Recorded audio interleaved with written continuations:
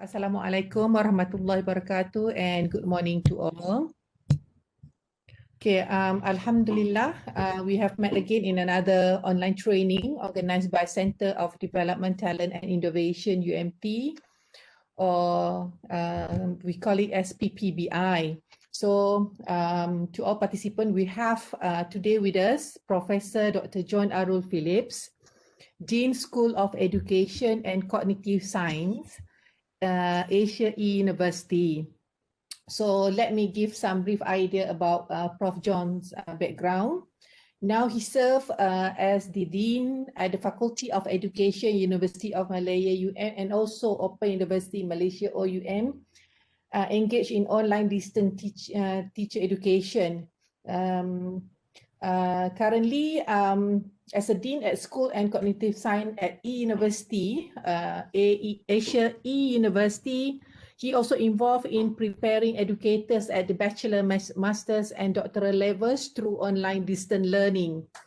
And having published articles in various journals, books and chapters and conducted research in the area of human learning, thinking skill, adolescent behavior, curriculum design, program evaluation, technology integration, and e-learning, and also engaged as a consultant and auditor for the Ministry of Education Malaysia on several projects. He also presented papers and conducted workshops on the use of open educational resources, OER, and promoting online learning in South Africa, India, Tanzania, Malaysia, Thailand, Singapore, China, Indonesia, Maldives, and Pakistan. So with his talk on online learning, concept, pedagogy, and approaches, which can assist academicians in understanding the fundamental aspects of online learning, as well as improve their preparation to conduct online learning in their courses. So without further ado, let us present to you Professor John Arul Phillips. And Prof, I hand it over to you. Okay, thank you very much, Madam Chairman. I think I will take off my earplugs so that I just do one way for the time being. I won't be able to hear you later. If you got questions, you can, I think, in the chat room.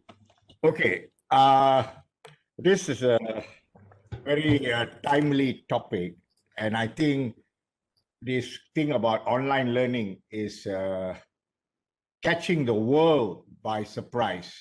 I'll use English only, because I know there are people who are, in between, I will lapse into Bahasa Melayu. Okay, I've been involved, I'm from a conventional university, University Malaya. I was there for 20 over years at University Malaya. And then I joined Open University Malaysia, where we train teachers. I used to train about 20,000 teachers using that time we call it distance learning. The internet was slowly coming in. And now at Asia University, I've been there for 10 years.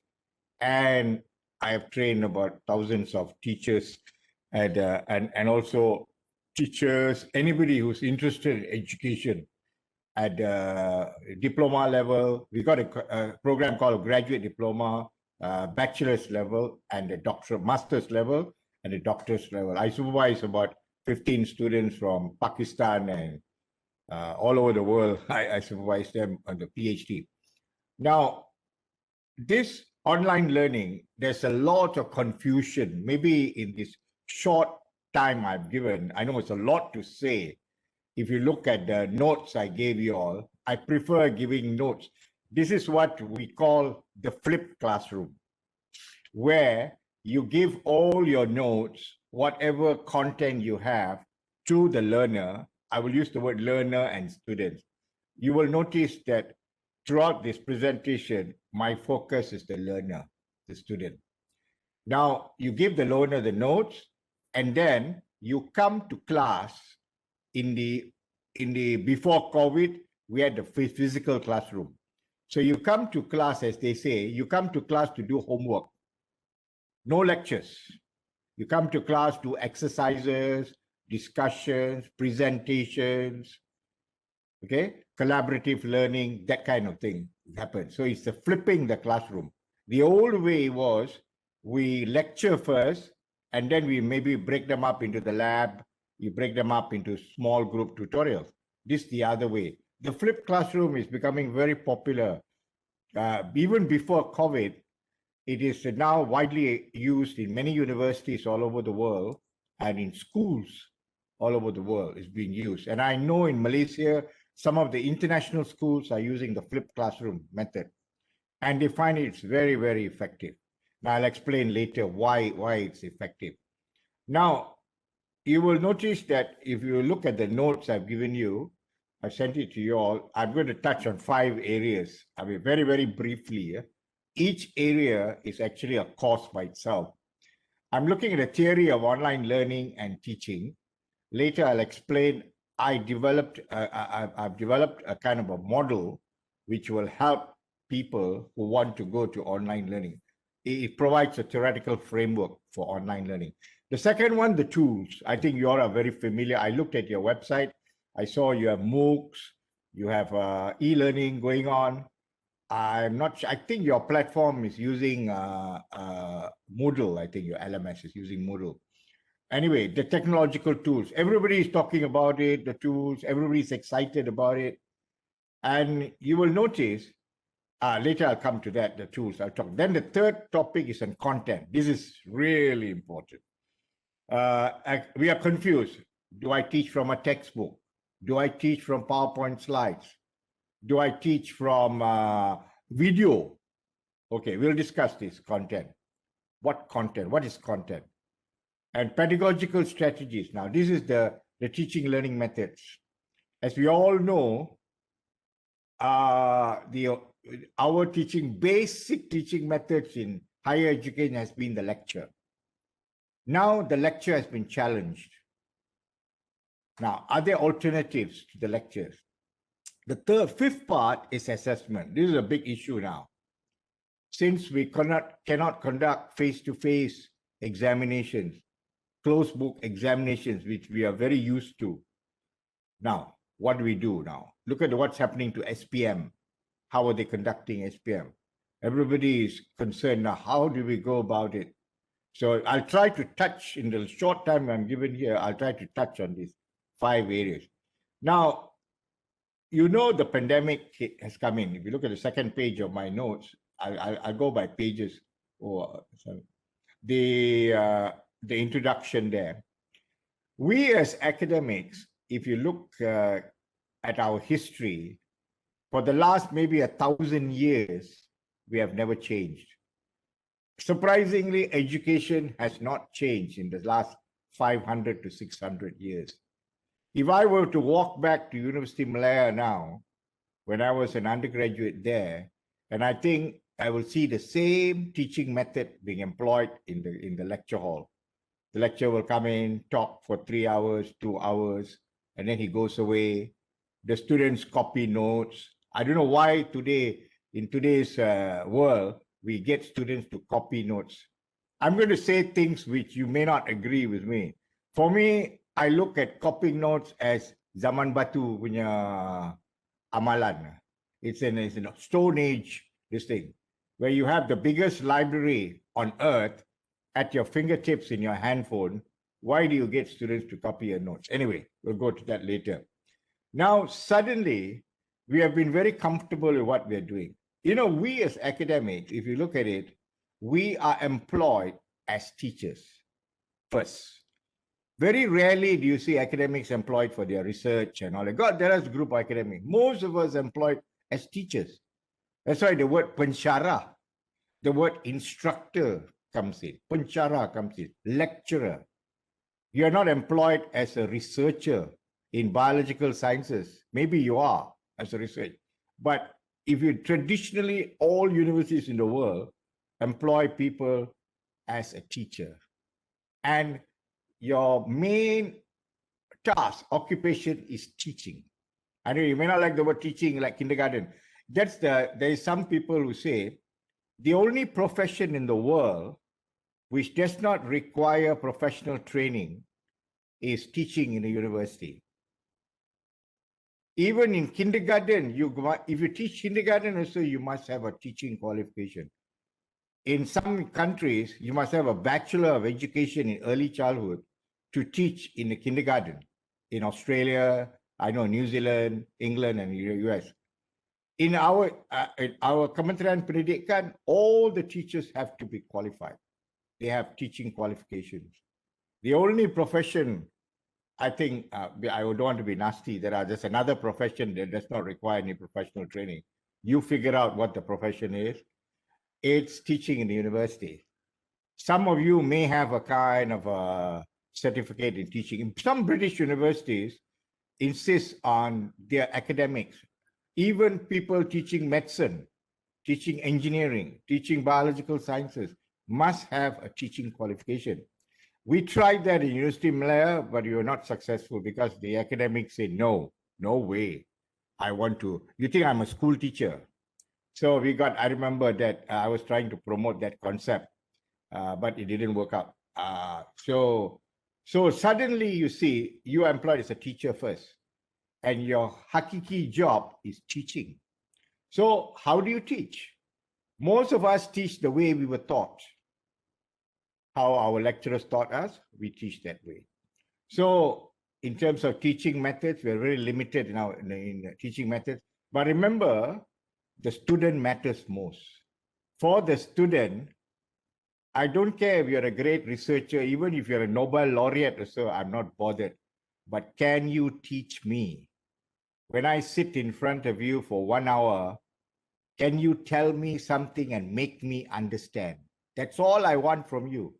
Make me understand the thing you are teaching me so that I can take this knowledge and go to the workplace and find a job. That's all the student wants. They wants the knowledge. Obviously, he wants to pass. But at the end of the day, make me learn.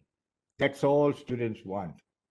I couldn't be bothered whether you're a Nobel laureate or not. I'm going to cari makan. Okay.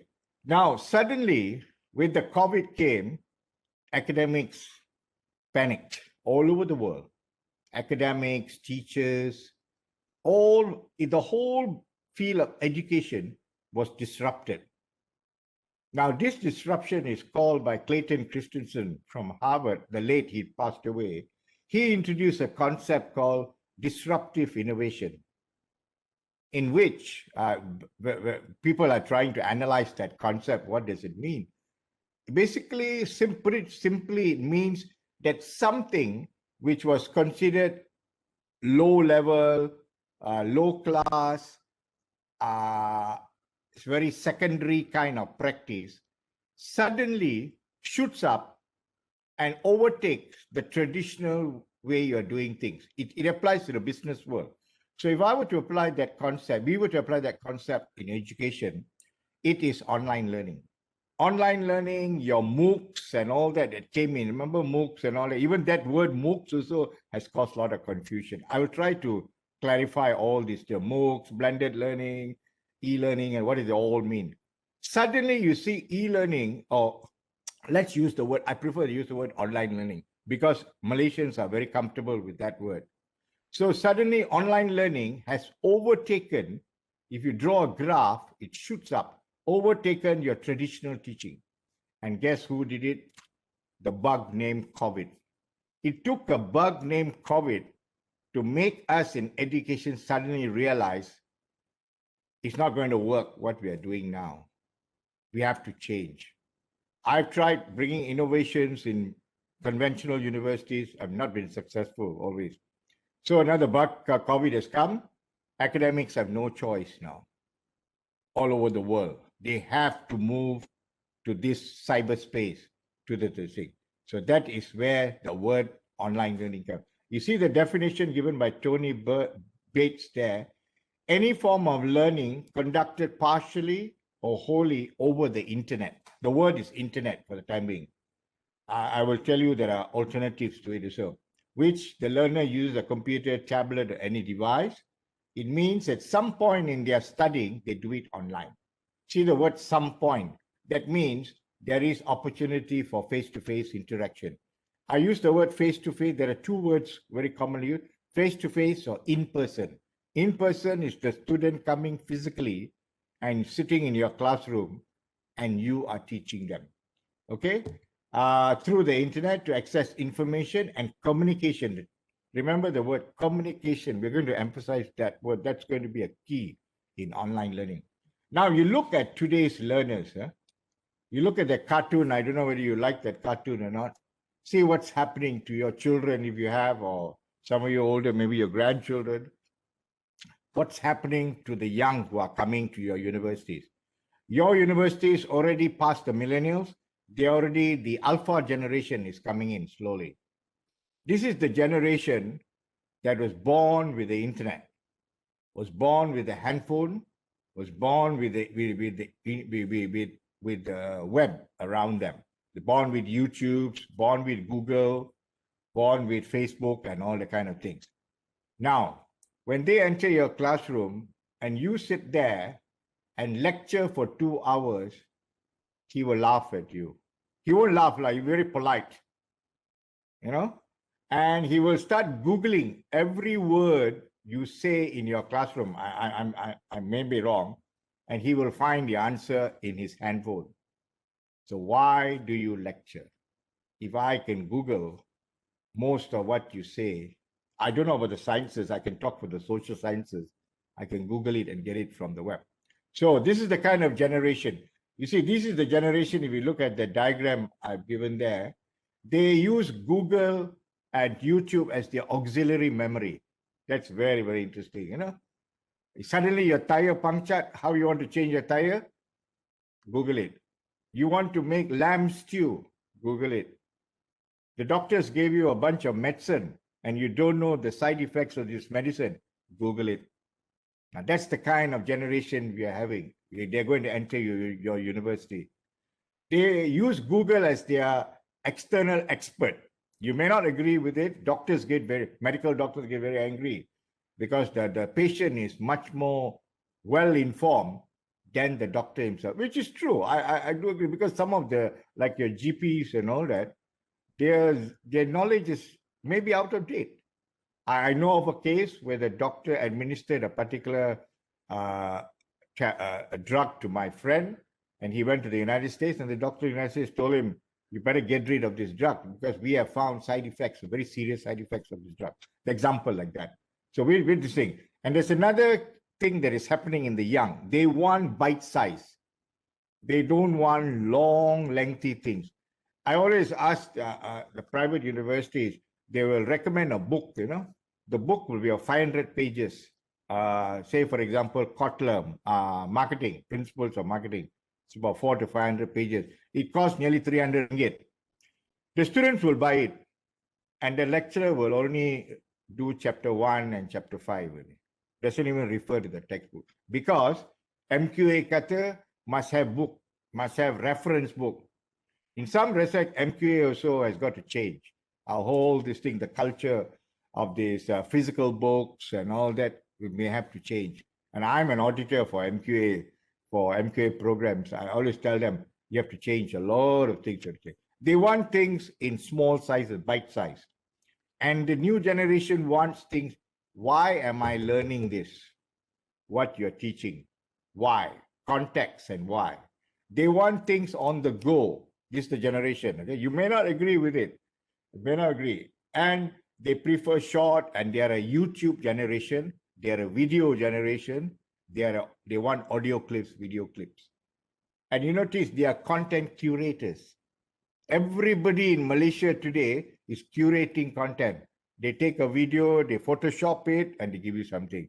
They add information. Sometimes a lot of misinformation is going on around. So on the handphone, they can curate it. You know why I'm telling this? I want to use that skill of our learners who are coming to our universities as an assessment tool, as a teaching tool, as they carry their handphone in their pockets. Okay? Then they do multitasking. This one, psychologists don't quite agree that we are capable of multitasking. They're listening to music and on the handphone, and they're talking to their friends, that kind of shit. So this is the story. So this is the learners that are coming to your university. Keep in mind, They sit quietly there because they respect you as a pencara. They will not say anything, but deep down inside, they might be having a good laugh in the sense that I'm common like this. This is me, and you are teaching. You are practicing 16th century teaching methods. Okay, so there's I like that quotation by John Dewey. If you look at the quotation, if we teach today's students as we taught yesterday, we rob them of tomorrow. Now, John Dewey is an American philosopher. He said this in 1930. Can you beat that? And we are still doing it. If you go to our schools, you go to Sekolah Menengah, you enter, you just walk along the school's corridor. Every classroom, the teacher will be talking for 40 minutes non-stop. In the next breath, you want 21st century skills to develop. How can you develop 21st century skills in your learners if you are talking most of the time? I think you can, I don't know, I did. You can go through university without saying a single word, without making a single presentation. You could enter university. Oh, yeah, okay, you want to present it? Yes, can. You can enter university without a single word if you want to. So, and then your employers tell you what kind of graduates you produce, man. The guy cannot talk, cannot do this, cannot do that. I know my golf buddies always complain when I go play with them. They tell me they're all industry people. They say, what kind of graduates you produce at University of Malaya, top university, and you could get graduates. I give them a job, they don't know how to do. And they're very fond of saying, I don't know. I never learned in university. Oh my God. Imagine telling your boss gives you a job to do. I did not learn that putting in a colloquial term, I never learned that in university. Immediately your boss will give you a 24-hour say, blah, blah, come on. I don't want such people. And you have the internet with you and you have your handphone with you. Don't ever, today, you cannot go and tell people, I don't know. I always tell my students, you tell them, hold on, sir, give me 15 minutes. I'll check it out and I'll come back to you. You want me to prepare a business plan for the next 2 years? Sure. I'm an Islamic, I'm a Bachelor of Islamic Studies. Don't worry, I can do a business plan for you. Go to the web, I can get it.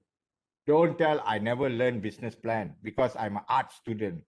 I'm a science student. I didn't learn economics. I think that is all out of date already. That's why our graduates don't have that kind of zeal, you know, the fighting power in the workplace. Okay, now coming to online learning. There's lots of words being used. E-learning, online learning, web-based learning. Now they use the word remote learning. Apa lagi perkataan? Web-based learning, and these are the common words. Technology-enhanced learning, all that stuff. I think they're all saying the same things. I think just use one word. For my purposes, I use the word online learning, easier. Because it conveys an easier, when you say e-learning, then they'll ask you, what is the E here? Like everybody asks Asia E-University, they ask me, what's the E in Asia E-University? Same with e-learning. So yes, the word online, everybody knows because you go to Lazada, online shopping, Shopee, you got online ordering of makan and all that kind of thing. So you're very comfortable with the word online. So let's use the word online learning. Sometimes the word online learning and teaching. I like to add the word teaching, learning. Now, we have, as educators, we have always been very concerned about teaching and not learning. You notice that there is a difference, you know, when you're focused in the classroom, before you are 100 students taking your course, learning should be the theme, not short sneery. I want to make you learn. Now, what does it mean? Now, let's look at some of the myths for those of you who are skeptical, lots of people are very unhappy with online learning, especially academics. And then they say online learning, people will cheat. There is a loss of human touch. I've heard academics tell me, oh, we Asians, we like to interact with our students, Yeah, when you got 150 students, how do you interact with them in the lecture hall? If you have 400 students in the classroom, how do you interact? The loss of human touch, these are all myths, and unable to interact. And some even go to the extent to say that those who do online courses, like my kind of university, Open University Malaysia and Asia University, Wawasan Open, these are only for students who are not smart. It's wrong. And I think, and then some even say your degrees are not recognized. But very fortunately, Malaysia is very advanced in this respect. Our Ministry of Education, we are one of the few countries in the world where if you have a Bachelor of Business Administration from Asia University or Open University Malaysia or Wawasan Open University, you have the same standing as University Malaya because of the MQA's regulation, because you have been approved by MQA. Now, that part, I think Malaysia was very, very advanced. I was on the committee for MQA for drawing up the guidelines for ODL. The other word is open distance learning for this kind of thing. So we have drawn the guidelines for online learning. It's called COPA ODL. So any university wants to move to online learning can convert their program, or you can apply for a new bachelor's program under COPA ODL. It's called COPA ODL. The usual COPA is for full-time conventional.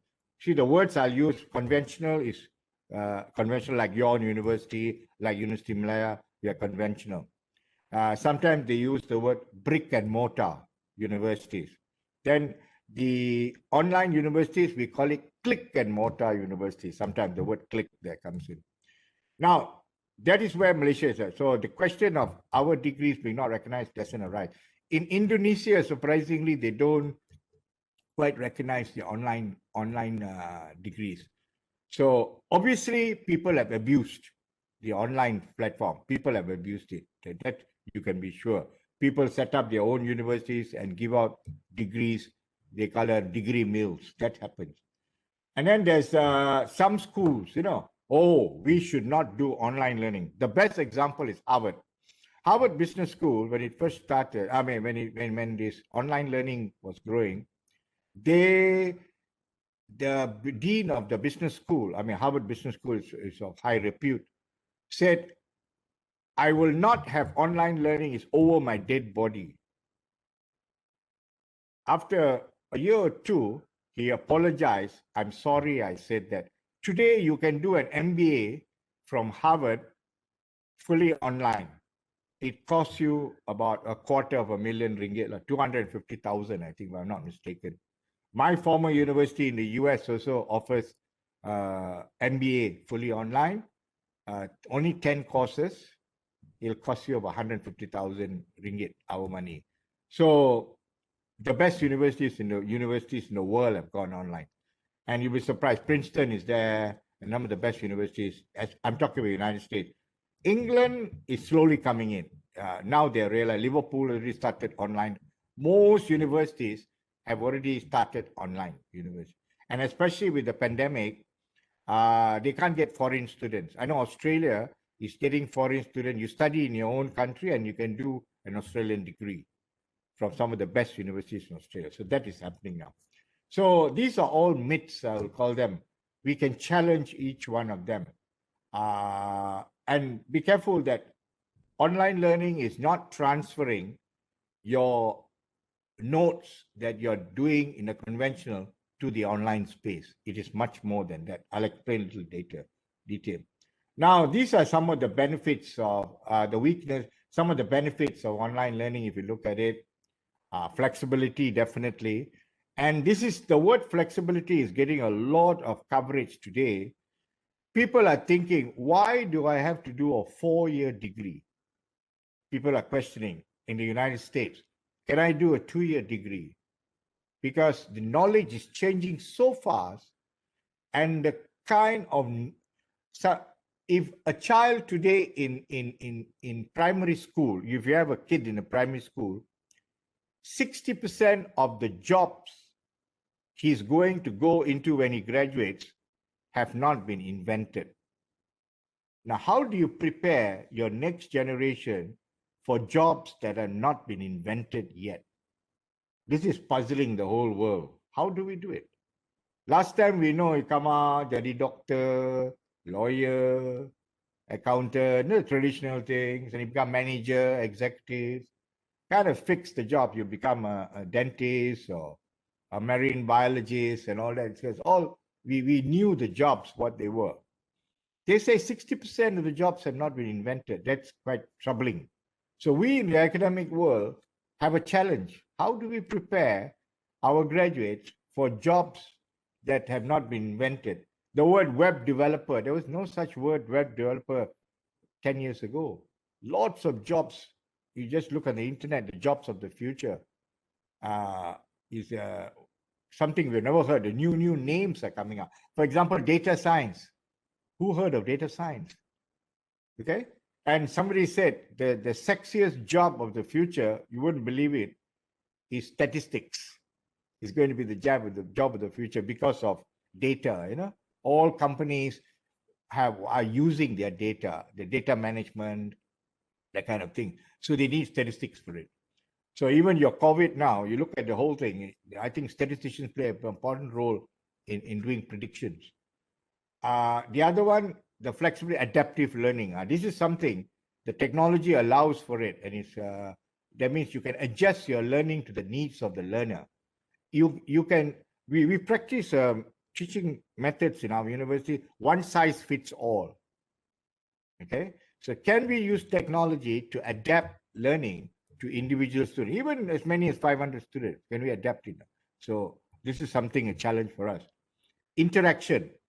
Surprisingly, this is my personal experience, when I do or when I teach online, I get better attendance in my Google Meet.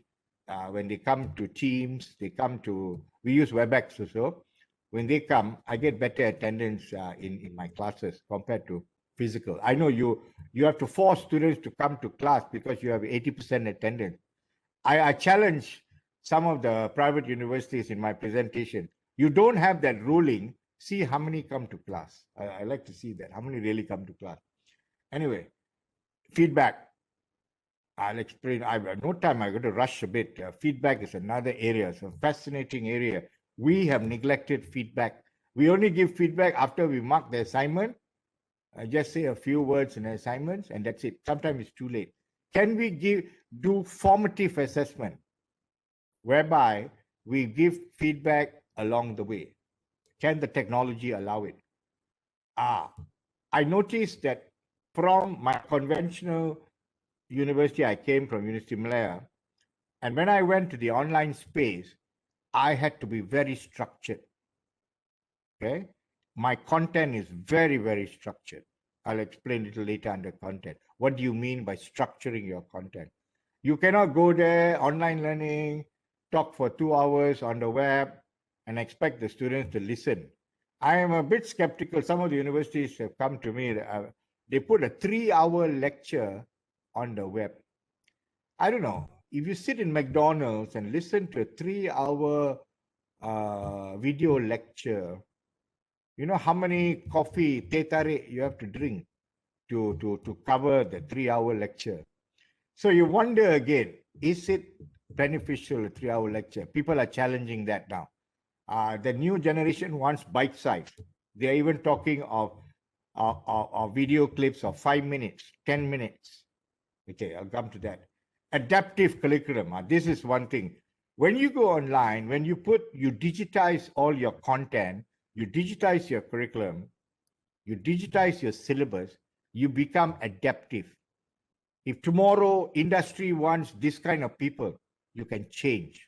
That's why I told MQA, we have to think about adaptive. You must allow freedom to the academic world to adapt their curriculum to the needs of the employer. We don't want our graduates to come out and then the employer say, sorry, your skills all out of date. I don't need your skills. Sad. Our unemployment in our graduates very, very high. Our graduates coming out every year. Is it the curriculum? Is our curriculum very old-fashioned? Is our curriculum not adaptive to industry needs? Okay, that's an issue. Can be a debate. Okay. Then the nice thing about online learning, it inculcates in students self-learning. You become self-motivated. Okay. If you start self-motivated, they manage their time, that kind of things. And it seems in some research that has come out, some studies, that employers like this kind of people. You are self-motivated, you're self-driven. So that's the benefit. Obviously, there are weaknesses. And we know the problem now. The Kementerian Pendidikan is having this problem. And the Ministry of Higher Education is having this problem. Students don't have devices. This is not a problem unique to Malaysia. It's all over the world. You don't have a laptop. One family shares the father's handphone. So sad in many places. In Malaysia, I think the figure came out, higher education, 36% of our students, undergraduates, don't have a device. So this is something we have to look into it. The government is trying, I think, all sorts of measures are being taken to, I think there's a measure for schools. They're going to supply 150,000. I hope it's a laptop, tablet, very hard to work with a tablet. I hope it's a laptop. And I firmly believe we can make some arrangement with China. China can supply some good laptops to China, reasonably priced. Unstable internet access, yes, very true. My students in parts of Kapit and Sarawak and parts of Sabah also are struggling with internet access. I know of my student who has to walk along the river to get signal when she talks to me, when I supervise her on her project paper for a master's, for example. Now, the other weakness is overemphasis on technology, which is true. I think we have to change the thing. People think technology is not the silver bullet for the success of online learning. It is pedagogy. Pedagogy simply means the art and science of teaching. So it has to go together. Technology and pedagogy must go together. And you notice that in Malaysia, we had TV Pendidikan, we had Radio Pendidikan, and we got EduWeb TV and all that. They were not very successful in our classroom. Teachers don't really use it in our classroom. And I think partly it's because of the pedagogical aspect of it. Technology is there. Now, the other one, be careful, students are not accustomed to online learning. They may be very good with they all have Facebook, they have TikTok, they play around with TikTok, they got Instagram, everything they have, WhatsApp and all that. But when it comes to online learning, not all students automatically transfer their skills from Facebook to online learning. Researchers found that. So there's need to do some orientation to online learning. Students have got to be oriented. Educators lack knowledge. This is a big problem. Educators, meaning instructors, teachers from, when I see a kindergarten kid learning online, it's really amazing how the teacher is so creative in keeping this kindergarten kid, a 6-year-old, interested in what she's teaching online. I think that's the biggest challenge in the world. I think no profession has got. Even if you're a surgeon also, I think this is tougher than being a surgeon. How do you get a 6-year-old, not one, 36-year-olds? Just imagine, my students do that. I have a course in early childhood I have a bachelor of early childhood and a graduate diploma in early childhood. And some of them tell me how they do it online and doing their research also on how to teach online. Some of them doing their project paper on that. And I was very fascinated how they do it with kindergarten kids.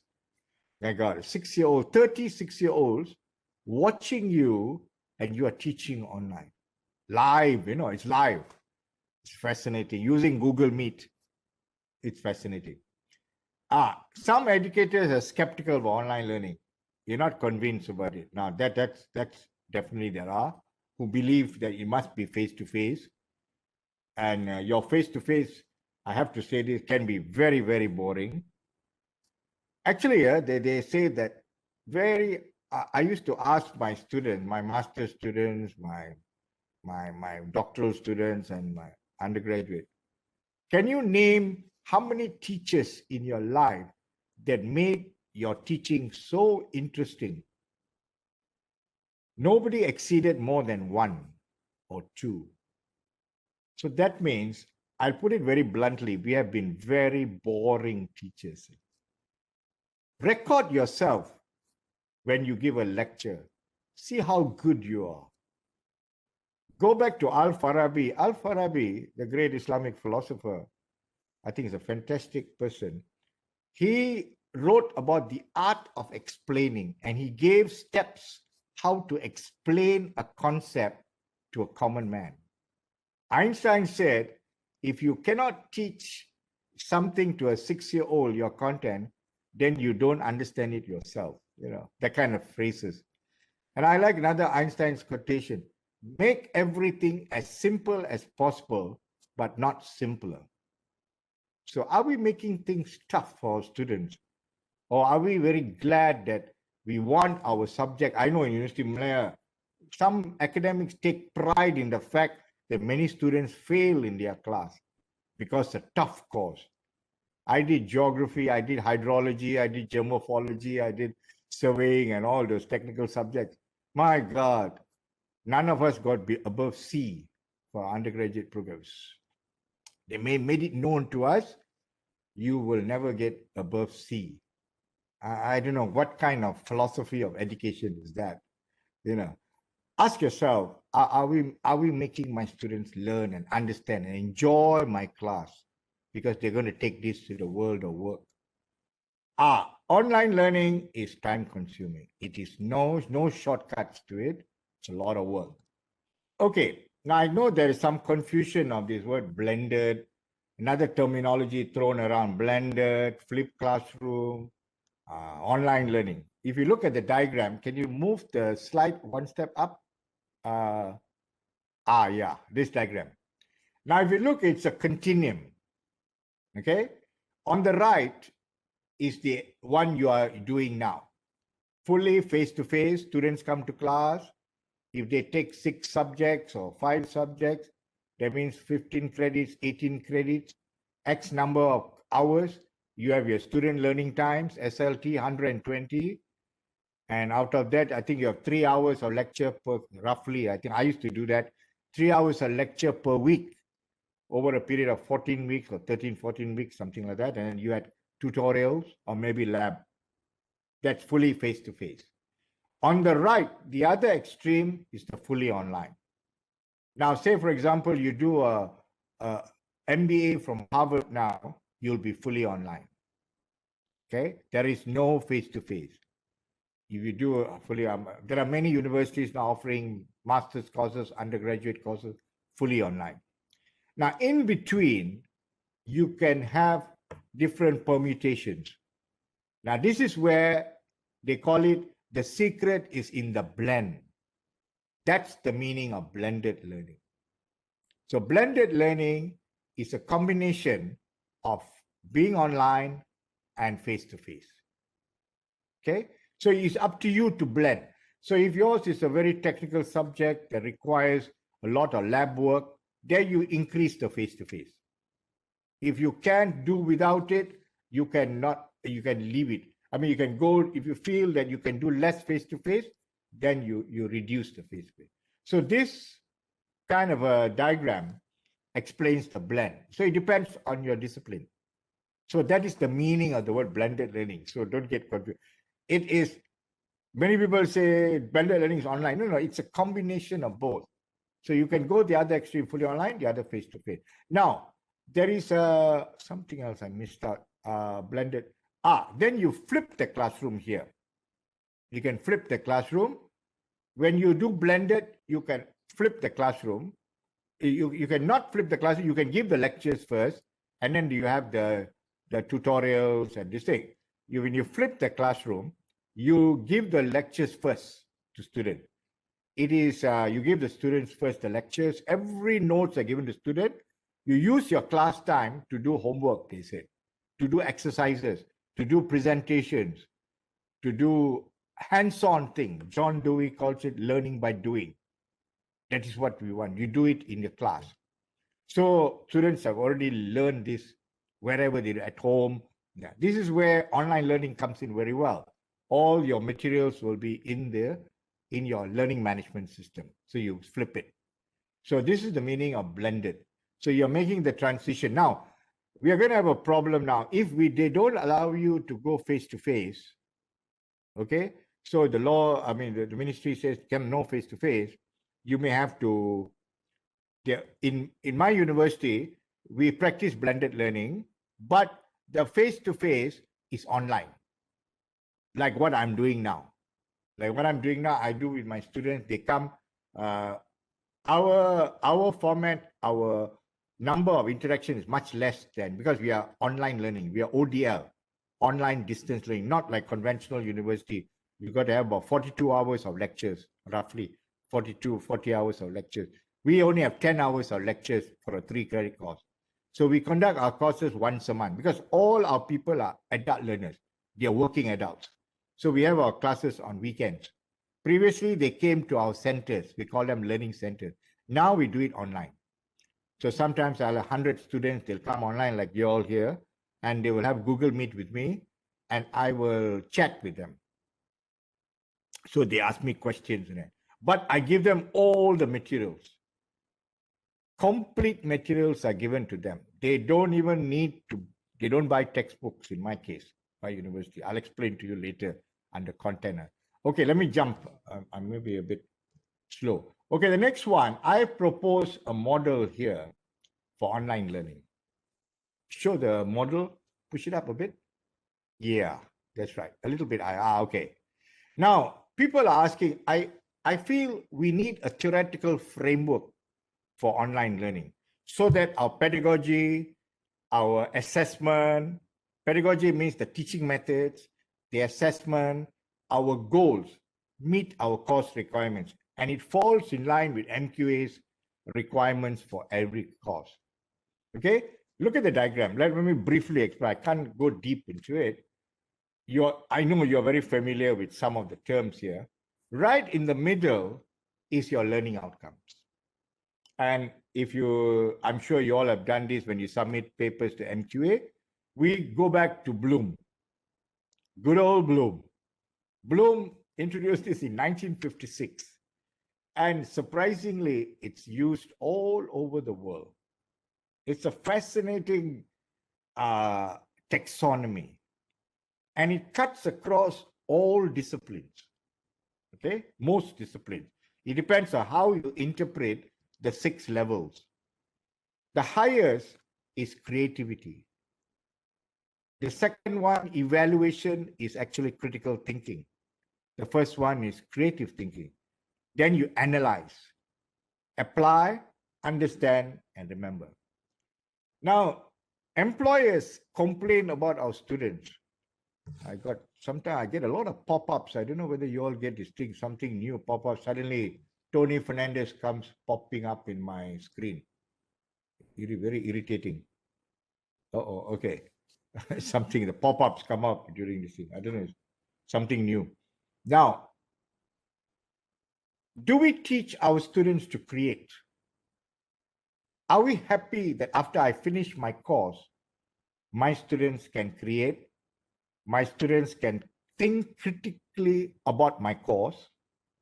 They can analyze the concepts of my course and apply my concepts of my course, especially in the real world. And then we understand and remember, we are very good. Our students can memorize. Oh, very good. I was also like that. The first 2 levels, understand and remember, because exams we usually measure the 2 low levels, maybe a little bit of application. How much can you measure the higher order thinking skills in an exam, in a closed book exam? So this is the issues that are coming up now. People are questioning. You put all these beautiful learning outcomes, but are you teaching for the student to achieve these learning outcomes so that they can go to the workplace with this kind of skills? Creativity.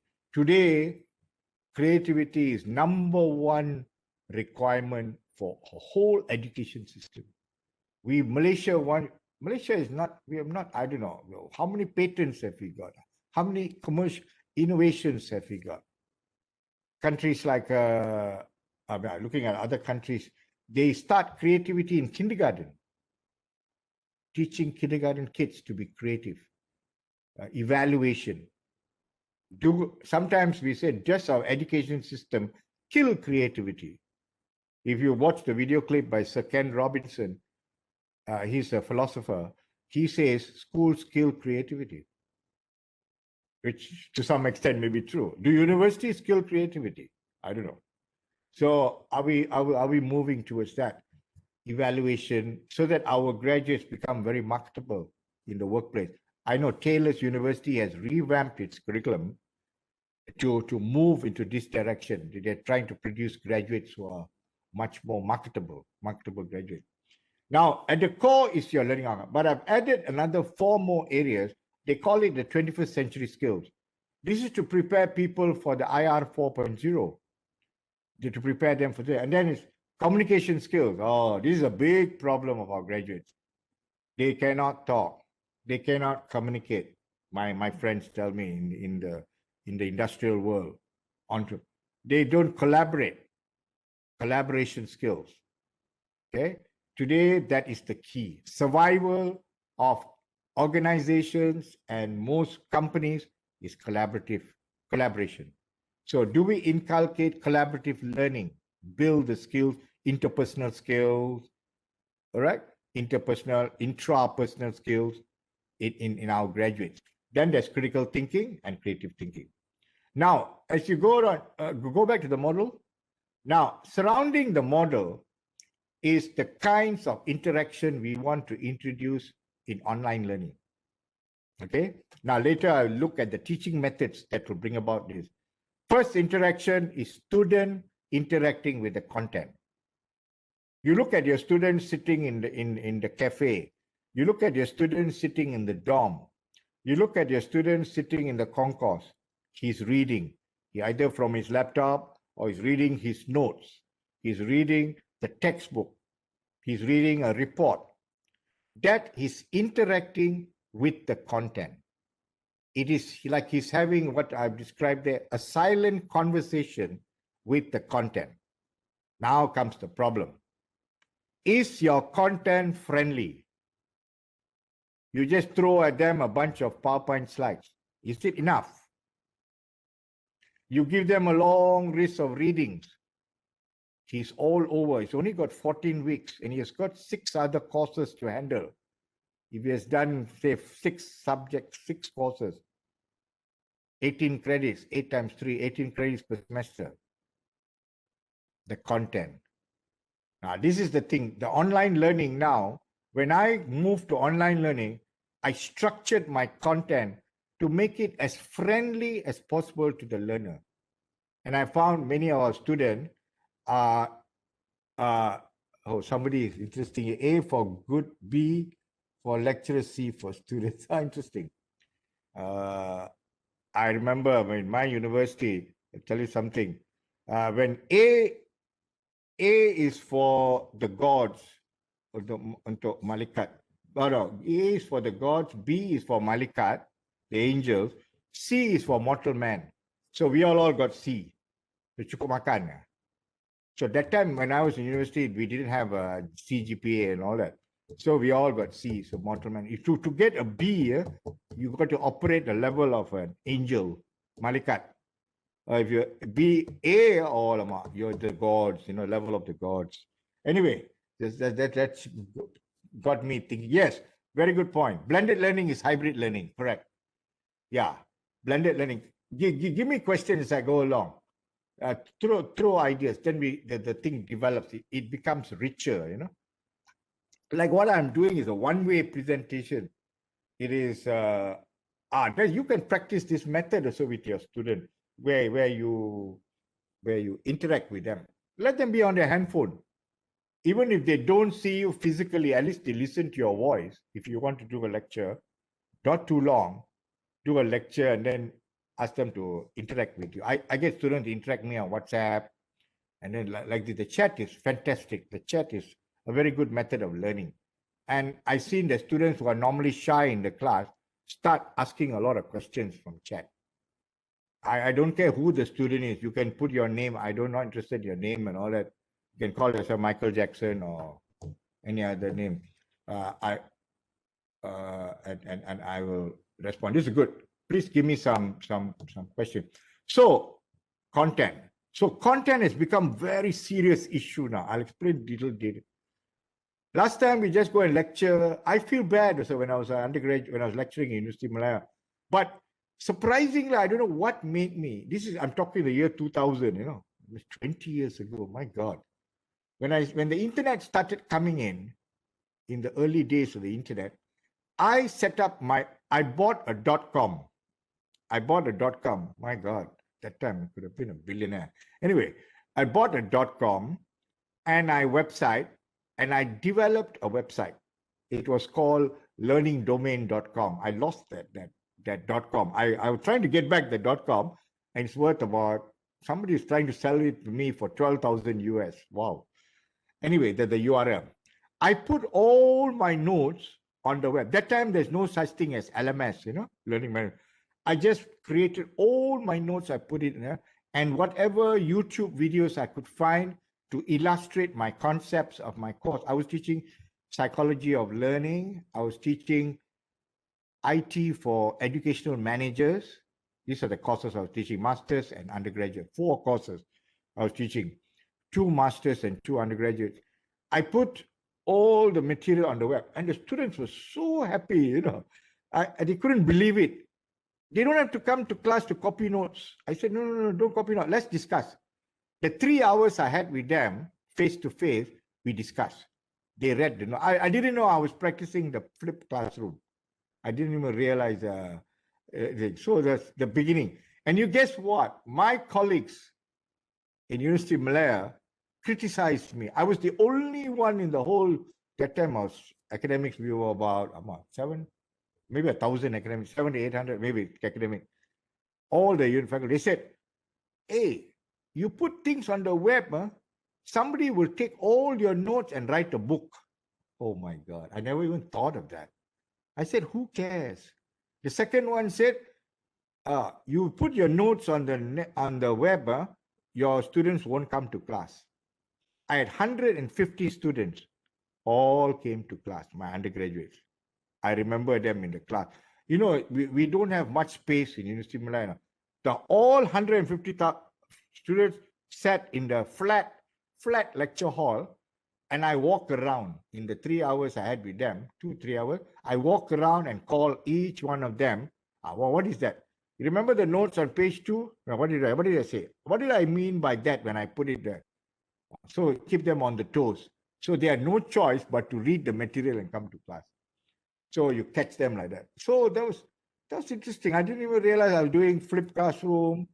I was doing kind of a blended, and I had my notes all on the web. Anyway, I've got 4 websites running. I'll give you the websites, and I'll show you how I helped my PhD students from all over the world with my website on research methodology. Okay, then the other interaction is student-student interaction. That means you see happening in the real world, right? You see it now. You want to do it online. That means the student talking to student. Now, how do you want to get them? Now, what kind of technological tools do you have to get students to talk to students? And the word given, another word terminal called social presence. The other one is called cognitive presence. Cognitive means thinking. The third interaction is student-teacher interaction. Like now, this is student-teacher interaction. So the model is based on these 3 forms of interaction. And then surrounding that are 3 learning theories, 3 groups of learning theories. I can't go into detail. They have given ideas.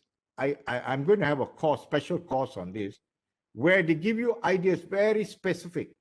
For example, you want feedback is the behaviorists, psychologists, they were in the 50s and 60s, are a group of psychologists who emphasize the need for giving students a stimulus and expecting a response. And they emphasize reinforcement. The human being wants reinforcement in his learning. He wants to know, how am I doing? Am I learning well? Do you think I got the concepts right? That is the behaviorist. I'm just giving you a very, very brief reinforcement. So you use a system of rewards and I don't want to use the word punishment, a system of rewards to get students engaged with your content. That's the behaviorists. The second one are the cognitivists. The cognitivists are a group of psychologists. Today, they're very dominant. Today, the people in artificial intelligence are using ideas from cognitive science, neuroscience. We are getting to understand the human brain much better. The behaviorists were not interested in what's going on in the mind. For example, I ask you, what's the capital of China? Student A says Beijing. Student B says, okay, very good, give you marks, pass. Student B says Shanghai. Oh, wrong. That's all. The cognitivists say, let's find out why he said Shanghai. So that is where they probe into the brain. Why do students get the wrong answer? Why students get the right answer? So this is the cognitivists. They have done so much research in the last, it's a very young discipline. It started in the 1960s only, the cognitivists started. And they've generated a lot of research under the area of cognitive psychology in understanding us. They are the people who talk about short-term memory, long-term memory, the kind of working memory and all that. So you design your teaching aligned with them. For example, they say, one of the best ways to learn is to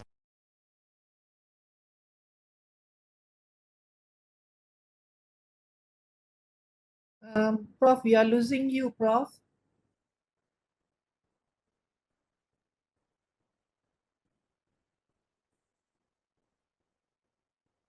Prof. John.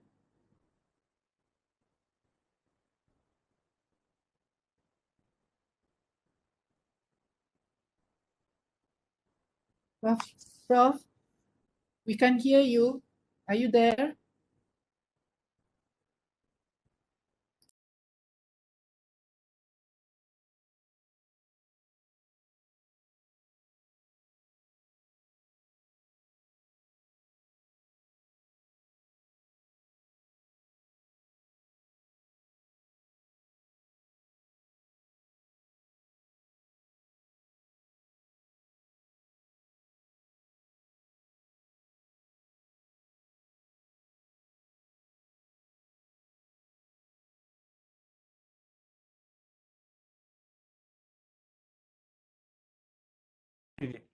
Oh, sorry. It suddenly got muted. I didn't realize it. Can you hear me now? Yes, Prof. Please proceed. Okay. You can hear? Yes. Can you hear me? Yes. Okay. Okay. I don't know, it got unmuted. All right. Okay. Sorry. Okay. Okay. So the constructivists, like for example, you're listening to me, they believe this. The knowledge I'm sharing with you is mine. It only becomes yours when you interact with that knowledge. You add on to my knowledge what I'm telling you. You add on your experiences. You add on. You construct knowledge. And we have practiced this in children, in secondary school, primary school, where children construct knowledge. Our kind of teaching is very transmissive. I talk, I give you and all that. I expect learning to take place. Please. That is the biggest wrong assumption, that learning takes place just because you're talking. Because the theory goes, when you talk, people only learn about 20 to 30% of what you say. So the student must construct knowledge based on your knowledge. How do you construct? How do you create activities for them to construct knowledge on what the concept. You, for example, you teach a marketing concept. He will memorize the concept. That's not learning. The 4 P's of marketing, for example, he memorizes that. Okay. Now you cannot see my face. I can see. Okay. Interesting. Okay. Sharizad said, Dr. Sharizad said you can see me. Okay, good. So that's the thing. So I won't go to detail. You can just Google all this what I'm saying. You can just Google it. It's all there. Beautiful video clips. I put this all on my website for my students and all that thing. Okay, never mind. Let's go. So that is the basic model. So remember, this model becomes, when you design an online course, you can use this framework as your guiding principle, and you will not run away. You'll be exactly what MQA wants. And the 8 domains of the MQA, remember that 8 domains also okay. For example, you put communication skill is very important as a learning outcome for your course. Do you give your students opportunity to communicate? Ask yourself, how often? So, and then suddenly he goes out to the real world, he cannot communicate. So, but under MQA, PLO, your PLO, you know, program learning outcome, communication skill is one of them. Okay. Okay, let me continue with this thing. Come to the technologies part. Now, this is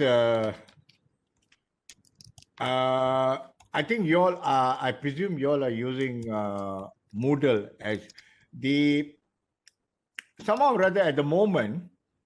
The whole world, I look at many universities, they are using what we call a learning management system to deliver their courses online. Prof, now, just before many academics get confused now. What do I do with this learning management system? What do I do with it?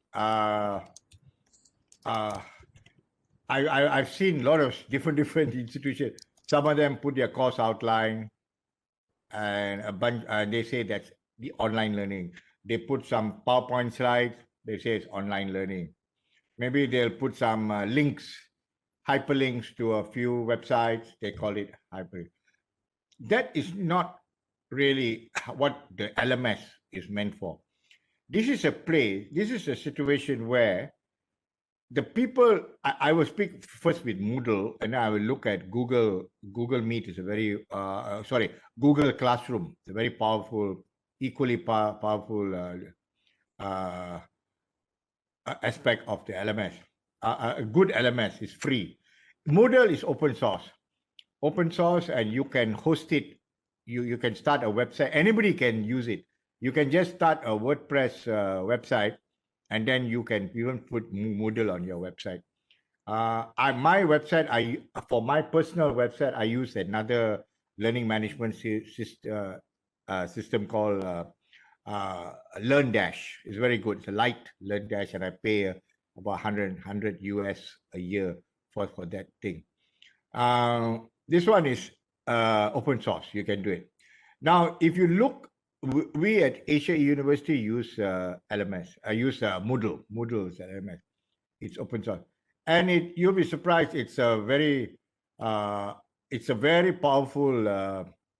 It's a very powerful learning management system. At the moment, it's widely used all over. Millions of students are using it, and thousands of institutions are using it. Even business use it for corporate training.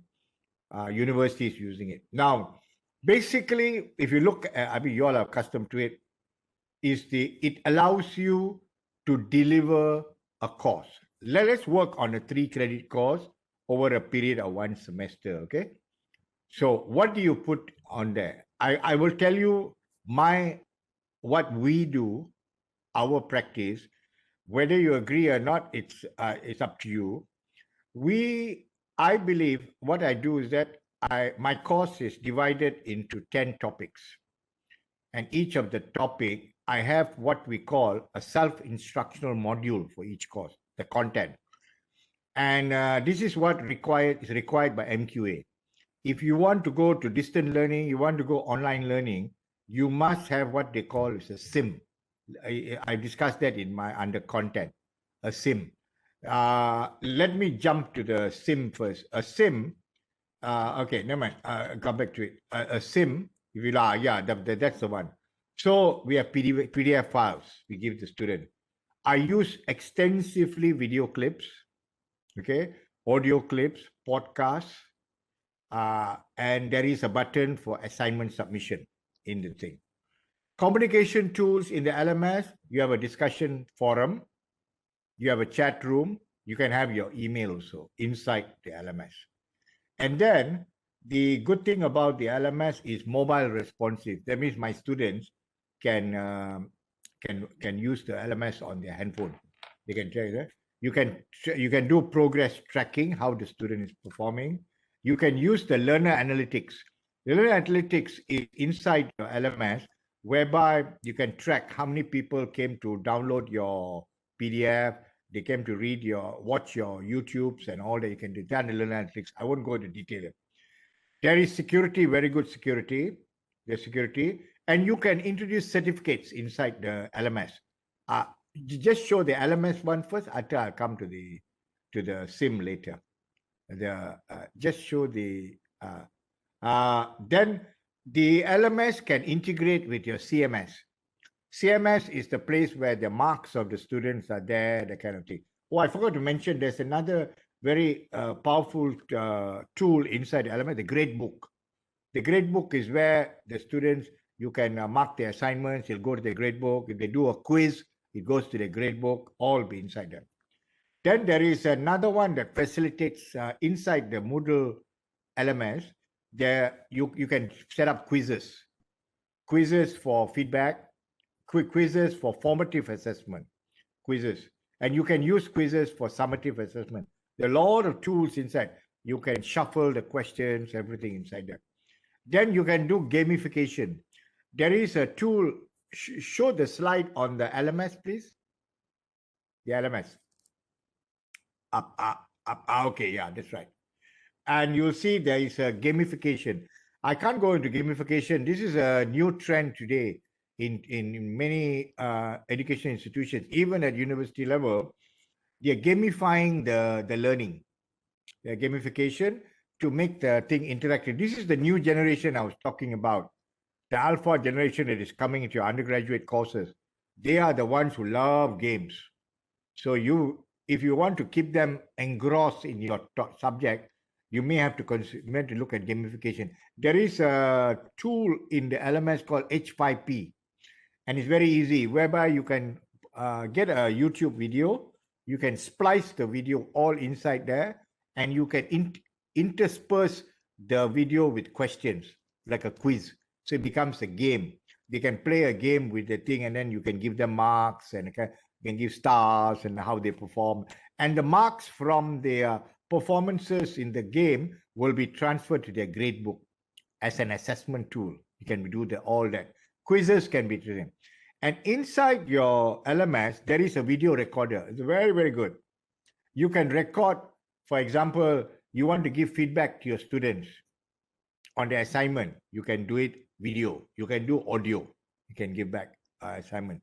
And if you want to say there's a concept in topic 1, there is a concept, maybe quite difficult to explain, you can just come in there, click it, press, and you'll record. No need any YouTube, anything. You record, say you record for 4 minutes, 5 minutes, you upload it to the student. Say, for example, you want to explain the assignment. You give an assignment, it's in the LMS. So you can have a little video recording or audio recording. Okay, this is how you do an assignment. Part A, you have to do this. Part B, you have to do this. So you see, everything you can do that through the two tools there. The video recording, you can record. If you want to show your face, you can record. You can just, like what I'm doing now, I can just click it and talk. The green screen will come at the back. If you want to put some fancy background, you can do that. And then you can audio record. You talk about the assignment, for example. So we do all this so that, you see, because we have to do it because our students are scattered all over the world, and we cannot attend to every student's query, question. So I believe if your LMS, what you put in your LMS is as clear as possible, your students will be very, very happy. They won't even bug you. Our assignments, when we give our students, is so clear. We even tell them part A, 5 pages or 500 words. Part B, do this. We even tell them about the font size. We tell them about the how to follow. We use the, what is it? We use the APA method of citation. Everything we put, all is done inside the LMS. You see, sometimes, so the LMS becomes a one-stop center for learning. So the student can sit in the Tarikh shop, and he can do your assignments. He can listen to your videos. He can do everything on his handphone. Now, this is what I would dream that one day all our learners will do that. You don't have to rely on the lecture. Don't bug the lecturer so much. This is what online learning is all about. We have to do it. We have no choice because our students don't come to the class. Okay, they may come to our learning centers, and our learning centers are not our lecturers. We employ what we call part-time academic facilitators. So online learning, I think it's a great invention in education. You can reach out to the interior. We have reached out to the interior of Bangladesh, Pakistan, and all over the world, Maldives, and all that. Our courses go into these places. All he needs is a handphone, and he can learn with us. So if he has got a laptop, even better. So I've got students in all parts of Malaysia accessing our web, so they're very comfortable. They can be anywhere, as long, obviously they need internet access. If they really don't have, what they do, they come to our learning center. We have a hotspot there. They come there and access our materials. I used to have students, a student who walked 7 hours through the jungle to come to our learning center, doing my Bachelor of Education, Pengajaran Bahasa Melayu. And he's graduated already, he's a teacher. And he tells stories. Kali, he was even bitten by a snake along the way, and that kind of thing. Yeah, that's a fascinating. He did a little video about his learning with us for 4 years. He spent about 4 years with us, and he's graduated. So that's the kind of the beauty of the. Oh boy, I already got out. I don't know what happened. Oh, sorry, I don't know how. Is everything okay, Prof? Can you hear me still? Yes. Yes. I don't know. I got out of it. Okay. I'm joining it. So, so that is the thing about online. So the as an online, if you're going into online, I recommend that you really work on the LMS. Learn as much as you can about the learning management system. Okay. Okay, unmute. Oh boy, again it went. Okay, sorry, again it went out. So look at the learning management system as a exploit to the fullest. It is now 3.10, I think. LMS is very 3.10 coming, and 3.9 now. 3.10 is along the way. So there's a constant upgrade of the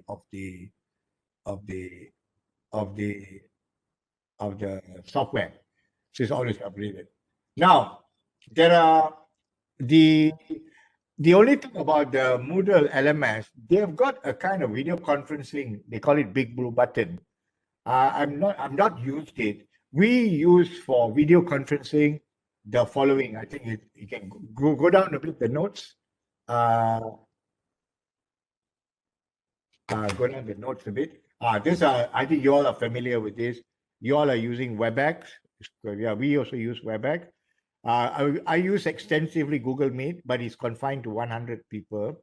The Google Meet is good in the sense that most of my students are very comfortable with Google Meet. So that's why I use Google Meet. Then there's Teams. And there's another one that is coming. It's called Join Me. And there are many, many others. And then the other tools, technological tools, which is also widely used. If you have Moodle, you have no problem. If you don't have Moodle, then you may have to use tools like Kahoot, Prof, Classmaker, and the other one is Hot Potatoes for your quizzes for formative and summative assessment. Okay, let's go down to the content part. I think I'm going to speed up a bit. The content now, as they always say, content is king and engagement is queen.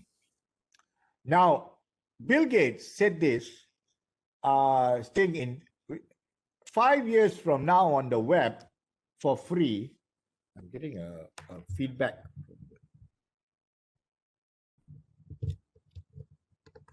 Just a second. Yeah.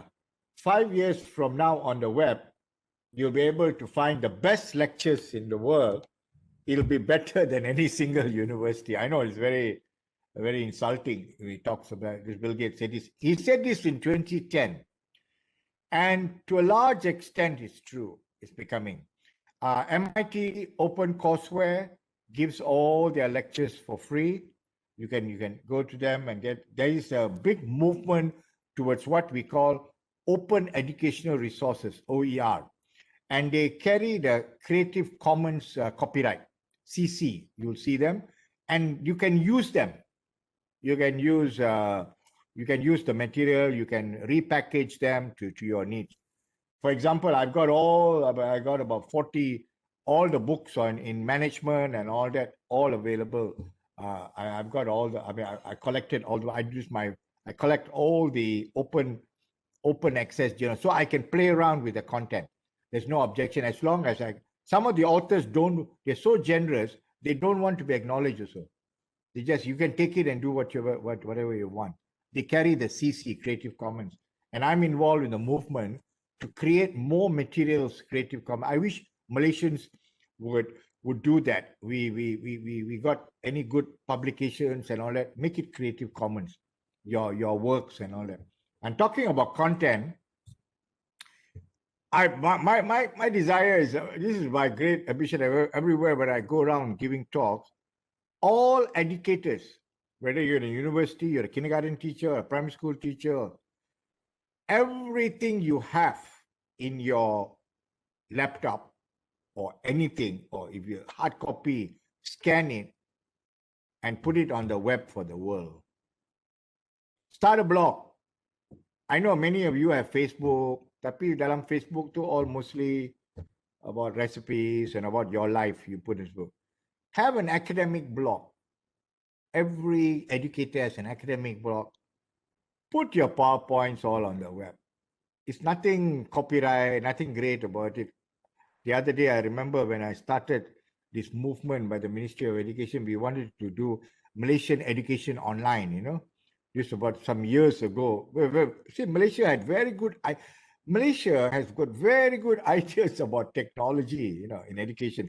I remember being involved in the Smart School project in 1998, I think, when they started it. It was such forward-looking. I mean, that way you must credit Tun Mahathir for it. He was so forward-looking. Before the internet was maturing, we were talking of smart schools. I dreamed that if we really did it well, we could have been a kind of a Silicon Valley of education or something like that. But in the end, it failed. We spent millions of money. That money you convert to today's value, I think, is about $1 billion. And it was messed up because it was too technology oriented. I was the only educationist in that group, and they were not interested in my views. They were interested in the contracts they could get for the supplying computers to school, that kind of stuff and all that. Very sad. It didn't succeed. And then there was Malaysian Education Online called Meadow. We started it. That also, it was to put content, all higher education content on the web, of different disciplines. Unfortunately, it didn't succeed. Imagine we had done it. That's about 5 years ago, 5 or 6 years, way before the pandemic. So can you imagine all the contents of different disciplines available as Creative Commons on the web for everybody? So much easier to do online learning if you have the content all on the web.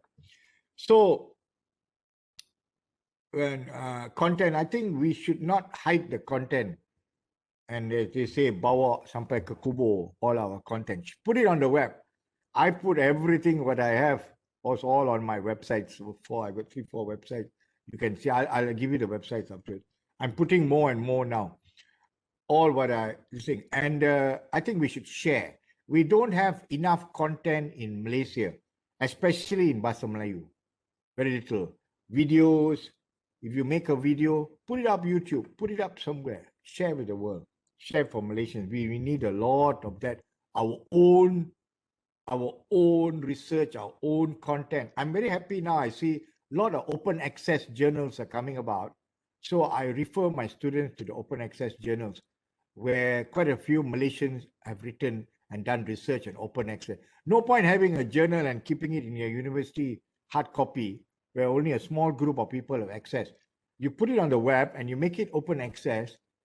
Oh, the whole world, I mean, people quote you and people are fascinated with you, what you have to say. Now, the types of content on the web is what I listed here. Now, how do we use this? When I was in university undergraduate, there was a course I took on urban planning. There was one book, textbook, 180 of us shared one textbook. So in University Malaya, our library had this thing called hotspot. You can only borrow the book for 2 hours. So can you imagine? We all be lining up for the book, 2 hours, 2 hours, 2 hours. Only one textbook we shared. Look at what it is today. You got the biggest library on earth today. And if you add on to this digital, your own digital library, we use AU, we use a very good digital, we subscribe, we spend a lot of money on digital library, all the e-brary, we subscribe to all this ProQuest, e-brary, Wilson, full text, theses, and all that we make it accessible to all our students. That one is proprietary. But the ones which, like what I've listed there, they are available. You just have got to link it. You don't violate copyright if you link, hyperlink to all this material. So the materials are all there. These are the resources available on the web. Now, today, how do we as academics who go online use this web? I've used all of them for my teaching. Okay, I use video clips, audio clips, websites, PDFs, reports, or access journals. I give assignments. I ask them to critique a journal. I take them from the open access journals. Case studies I use extensively. I try to find Malaysian case studies for my student, my undergraduate, my master's student, databases, animations if available, relevant to my topic, simulations. I use a lot of images. I use infographics quite a bit, photos, slides, virtual labs. Virtual labs, maybe for the sciences. My area is more psychology and education. I use a lot of video clips which have the labs. MOOCs, I don't use so much because I leave it to the students to take MOOCs. Now, this is the thing, the self-instructional module. Let me finish quickly. This is something it's required by MQA. It is tough. I have to admit it. It is tough, but it's still I find it the best for my students. I've been in this business for nearly 1 decade.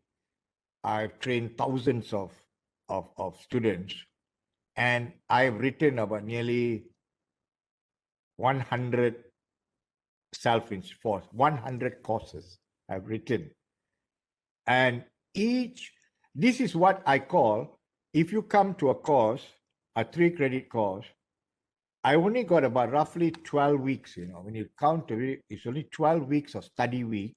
We work on that. This is the MQA regulations, 120 SLT. I've got 1 week for exam week and 1 week revision week, so 14 weeks. So I designed the content with the what do you call, course description, the CLO, okay, program learning outcome. CLO is a bit of a fraud because just put 4 learning outcomes and you expect to achieve 12 weeks of this thing. What I do is that I break down my course to 10 topics. I use the magic 10. Okay.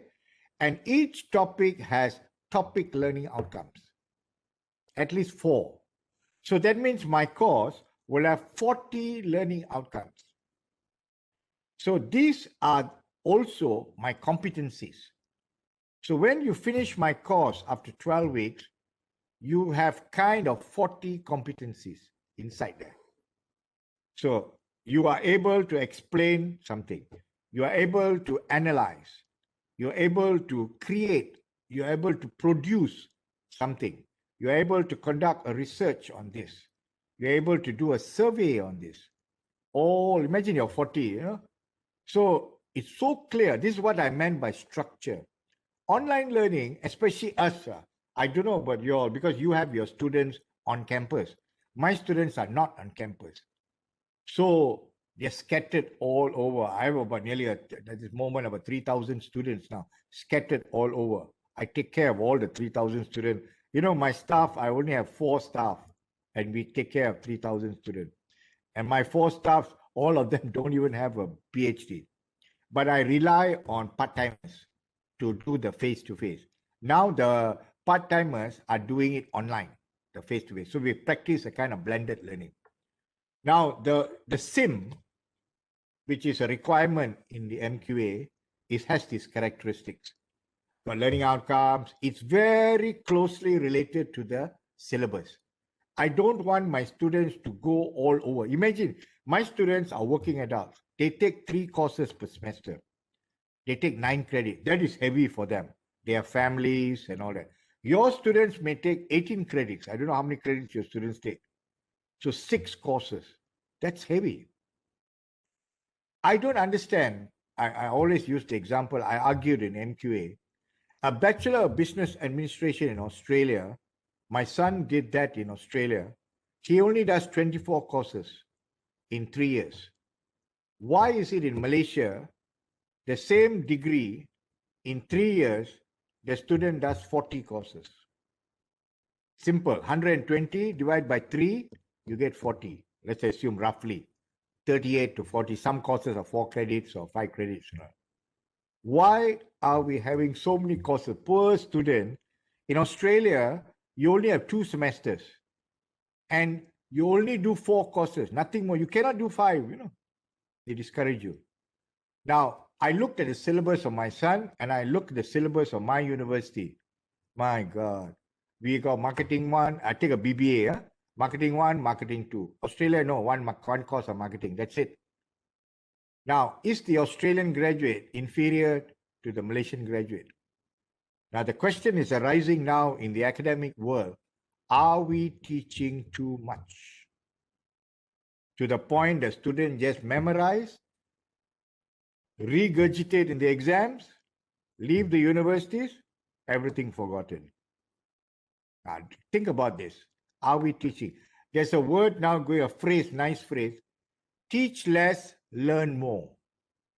You'll be surprised.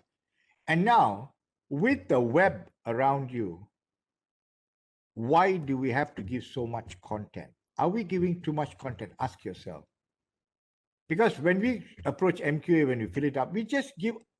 MQA tells you give what you said this topic to cover, you cover it. Now, why? I'm puzzled now, you know, after being in MQA and now I'm looking at the online line and looking at the conventional university. I felt I taught too much in University Malay. I gave my students too much to learn. So think about this. Are we teaching too much? More doesn't mean more learning, you know. It doesn't equate. More content doesn't mean more learning. Learning and content is different. Poor guy memorizes. You just imagine when I was an undergraduate, we had 2 semesters. I think our semester was 17 weeks. I think we had term system. I had to study 17 weeks of content and I was assessed on 1 exam for 2.5 hours. 17 weeks of work was assessed in 2.5 hours. If some of us had accident, we ride motorbike, accident, abe, gone. If you had a stomachache or something, you have a headache, gone, your exam gone. 100% exam. But fortunately, we have changed, MQA has changed it. Now we got coursework assessment, and they allow even 100% assessment and all that kind of thing. The models of assessment, this thing has changed a lot. So think about it, that the sim is a very good tool. My students love it. We chunk the information. I rewrite the content. I look at many sources. I rewrite the content. I use Malaysian examples I can bring in the classroom. I intersperse between the content and learning activities for them to do. These learning activities, they come online to do. They come to the forum to discuss. They can discuss in WhatsApp. Okay, they can discuss during the Google Meet, the kind of thing. So, and the activities are all learning by doing, you know. And our assignments are designed is work-based assignment in their workplace. We are lucky because our students are working adults, so they can do things in their workplace. So that, check it out, the sim. Yeah, I'll go there. Now, this is the model. Just push it up a bit. This is how I design the course. You have a course. You can take a chapter from a textbook or from my sim. So I take topic 1. So I read topic 1. I've rewritten it nicely. Now, how do I enrich topic 1? Now, this is where I use the web. I look for videos. For example, there are 5 concepts in topic 1. I look for 5 videos, short videos, 3 to 4 minutes, explaining topic 1 to 5. They are called explainer videos, you know, and I tell you, they are fantastic. Some of the, I don't know about your own disciplines, may not be rich with things, but I'm talking things like marketing, education, psychology, social sciences, even geography, the kind of things and all that. In the sciences, I'm not too sure. Oh, chemistry, biology, physics, no problem. A lot of good stuff out there to explain the basic sciences. So I spend hours going through YouTube, Vimeo, Dailymotion, looking for because this generation loves YouTubes. They love video clips. I look for podcasts. I look for articles, but don't overload them. It must be related to your learning topic, learning outcome. So remember your competencies. You got 40 over competencies, 40 over. You can take out case studies, images sometimes. I take slides. I didn't mention our slides. A lot of good slides there. Link it. They can watch the slides. Quizzes. Sometimes online you have some quizzes, or you have your animation. You have a virtual laboratory, virtual lab, bring them in. So this all comes in. Okay, now comes to the question of pedagogy. Now it's related to the two. Pedagogy, oh, time is getting short. Okay, pedagogy is the art and science of teaching. And then I think I'll skip all that, the course description. I'll go straight to the activities, examples of learning activities. This is all the learning activities which I've seen other universities using now with online. All these uses, the minute paper, web friend, quizzes, online cafe, referring to scavenger hunt, poster sessions, students present, poster, personal. You begin this thing with personal introduction, your video production. Students all can do. If students can make for TikTok and they can make for WhatsApp, they can use that as a learning tool. Quizzes, learning contract, case studies.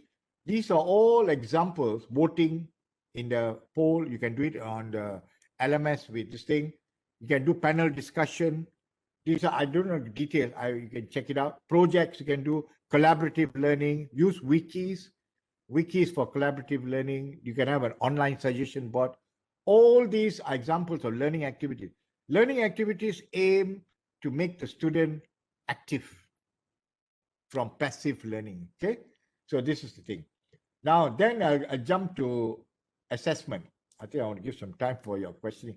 Now, assessment, there are 2 types. We are very engrossed with assessment of learning. You measure at the end of the semester, you give an exam. Now the emphasis is for learning. That means you assess to find out how the students are doing. Don't wait until the end of the semester. So can they think? So these are the methods to use. Take-home exam. We have decided to use take-home exam. Now, people are skeptical about take-home exams, but I've seen some of the best universities in Australia are already doing take-home exams now. There are certain conditions for take. I can't go into detail. You can just Google it. You can find very good guidelines for how to do take-home exams, the kind of questions you should ask in take-home exams and all that. These are examples of assessment tools.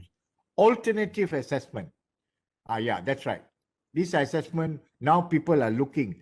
If I can't do closed book exam, actually the closed book exam, I personally think it's not an effective way of measuring learning. You're measuring a small part of you're actually measuring memorizing. So you've got the assessment part, the coursework assessment. That is the higher order thinking skill. So you've got some more here, posters, creating infographics, creating a brochure, writing persuasive letters. These are examples. See whether your discipline allows for this kind of assessment. There are some more. I've just selected case studies. I think they're very good case studies, video presentation, okay? Video presentation of an experiment, how they're doing things. You can just get them podcasts, write how-to manuals. That's quite interesting. Forum, when they discuss online, you give marks, oral presentation, writing a summary. These are all examples of online assessment tools. So that roughly covers my presentation. I know I'm rushing. I will, okay. Shall I answer some of your questions? What do you think? You want to ask questions? I know. Students tend to be creative by cheating or sharing their answers. How do you deal with this? Yes, this happens. You said that cheating suitable for online. I've given you the some of the examples. You see, like online assessment, there is a declaration that the work is your own, and one of the best ways I found to get students to do their own work, which they when they think obviously we use Turnitin as a plagiarism checker, and we try to make them, in our case they are working adults, so it's easy for them to do the like for example, do a survey in their place of work, do an observation in their place of work, do an experiment with children, that kind of, in the case of education. So we is what we call I call it work-based assessment. So it's in their workplace.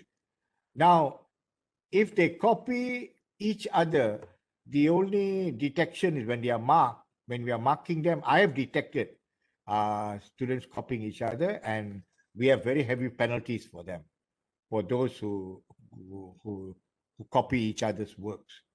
But remember, even Oxford MBA, they caught students plagiarizing. There are so many tricks on, you check out on the internet, how to cheat your assess, how to cheat even the plagiarism checker. There's a way, they even do that, plagiarism checker. So sometimes it's just beyond us, but when we do the marking, we can detect the work is not yours, that you've taken other people's work. And I've seen like two answers appearing the same. So what we do is that we hold back the assignments and we call up the students. In our case, we don't, I mean, don't nasty, but we tell them, sometimes we tell them to rewrite the whole thing, to give them one more disciplinary action is taken. So actually, let's put it this way, whether it's online or face-to-face, if they want to cheat, they'll cheat. Okay? Assignments can be done. I got 4 courses. You do the 2 assignments, I do the 2 assignments, and then we share with each other. It doesn't have to be online. So when a person says online is more cheating, I don't quite agree. Where the assignment is concerned, whether it's online or face-to-face, they cheat, they still cheat. Yeah. Somebody is asking, how can we make our online students be more innovative? Yes, I think the assignments part, what I do is that I make them create something. They create something. They must do on the to do something. They must work on it. So that way, you achieve Bloom's higher order thinking skills. For example, creative way of teaching. In my case, teaching and learning. I want them. Then they record their teaching. They use their handphone, ask their friend to record. I think we can safely say our students nearly a large number of handphones. How can we use the video culture for assessment? That means make them make videos of the assignment, make videos of the presentation, make posters. So see whether an emphasis on creativity, not to copy somebody else's one. So this is what I found some great works my students do for their project paper with their masters. Some of them are really admirable. I mean, they're thinking of new things because I tell them for their project paper and their assignment, I don't want a repetition of what's already done. I want new things. I want things applied in the workplace. You know, you do research on something, I can apply, I can put it online, and I'm planning to have a seminar, a webinar of all the research works, and then all become best practices. I don't want to waste my time doing studies which I don't have immediate application. Sorry, because my discipline is a very applied discipline. So I have to, people are looking for solutions, problems to they want solutions to their problem. Okay? So that is the way I've designed the assignments to be very applied. And I found that, yeah, it comes out well. It comes out well. Yeah, you're asking about higher order. How can I make my order more innovative? Yeah, that's right. Especially in group assignment. Group assignments, I don't have time to talk about it. There is a method whereby the way you allocate marks for each of the students, you know, in terms of their contribution. You don't want people who what is that, who lazy guys who make other people do the work and all that, you know. So there's a method, there is a technique. Check it out on the web, how you assign marks for group assignment. You don't give one mark, you can give individual marks. Cheating can be considered intelligent in problem solving. No, I don't think so. Cheating is not intelligent. It's the creative. Cheating is a lazy man's work. You won't be creative. You won't solve problems by cheating. So I think the innovation part should come in. Give them opportunity to innovate. Oh boy, I always get these pop-ups coming. It irritates me. Oh, sorry, I'm getting a lot of these pop-ups. I gotta come back again. I can't read your. You can read the question, Prof. Okay, it's going to be 12 o'clock. Any other question? I'm sure that have you seen this about the communication skill previously asked? The question is how to develop or evaluate students' communication skills during online class. Okay. Oh yeah, communication skill in online class. That's a good question. Somebody asked. Okay. I get my students this way. Say for example, maybe I can just give you an example. I do a Bachelor of Education and Graduate Diploma Education. They have to do practicum, that is communication school where they teach. I get my student, even their assignments, they use their handphone, they make presentations using their handphone, and they send it for evaluation as a thing. So there we give them a rubric of what I want to evaluate. And one portion, if I'm evaluating communication skills, yes, it'll have to be that. Unless you do live, like what I'm doing now, that is for assignments. That is part of the assignment. They submit to the LMS their video of them teaching. So we evaluate their communication skills.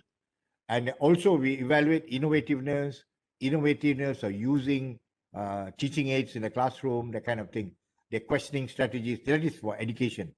Now, another way, obviously, just like you would measure in a regular classroom, you have to do a kind of Google Meet like this and make them talk, I think.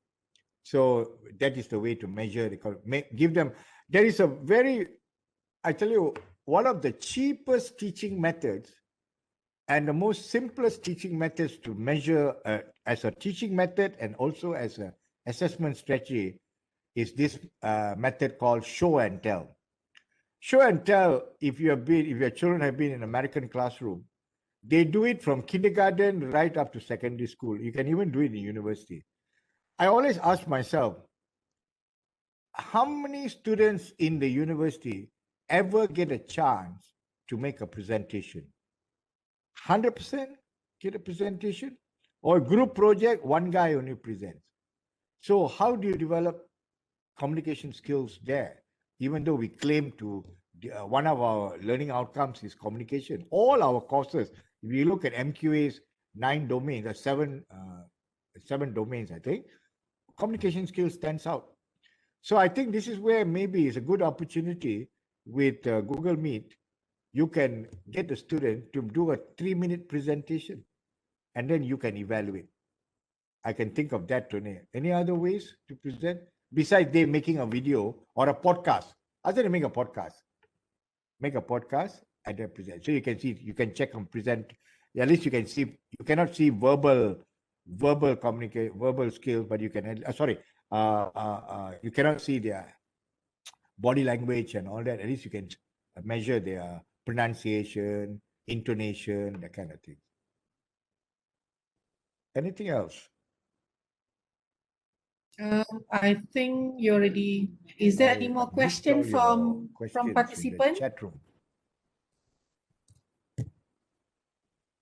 Anything else? Is Prof already answered all questions that been? Pardon?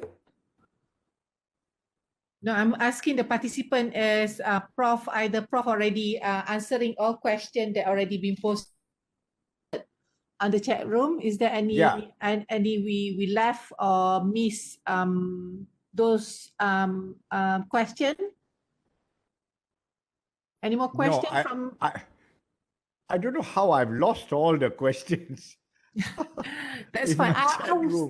Yeah, I think it's already there. You already oh, about HOTS. There's one more about HOTS, which assessment for online learning, which focus on content, lots of HOTS question. Because I know. Okay, if you look at the list of assessment tools I've given you on my notes, okay, let's put it this way. Those days, we measured the higher order thinking skills through our assignment. Say our assignment is, our course is 60-40. 40% closed book exam. That was the traditional, we did that. We did that in UC Malaya also. 60% is so-called coursework. Sometimes we use the word assignment, coursework. Now that one, original concept was to be assessment for learning.